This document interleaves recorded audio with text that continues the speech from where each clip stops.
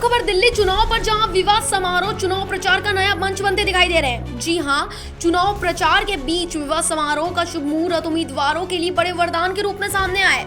आप कांग्रेस और भाजपा के उम्मीदवार इन आयोजनों का भरपूर लाभ उठाकर मतदाताओं से सीधा संपर्क साध रहे हैं। इन कार्यक्रमों में पहुंचने से न केवल उम्मीदवारों को प्रचार का नया अवसर मिलता है, बल्कि धन और समय की भी बचत हो रही है।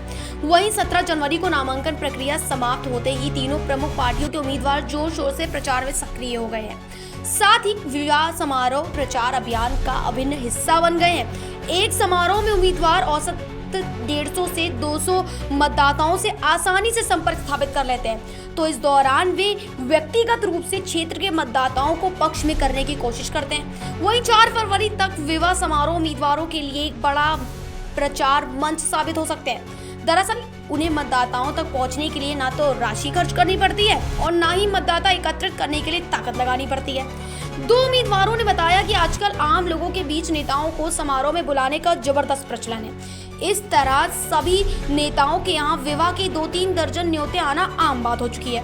वहीं कुछ नेता तो चुनाव के दौरान अपने कार्यकर्ताओं से कहकर न्योते दिलवाते हैं, क्योंकि विवाह में कुछ ही पल में 150 से 200 मतदाताओं से संपर्क साध लेते हैं। हालांकि चुनाव आयोग ने भी इन गतिविधियों पर अपनी नजरें तेज कर दी हैं।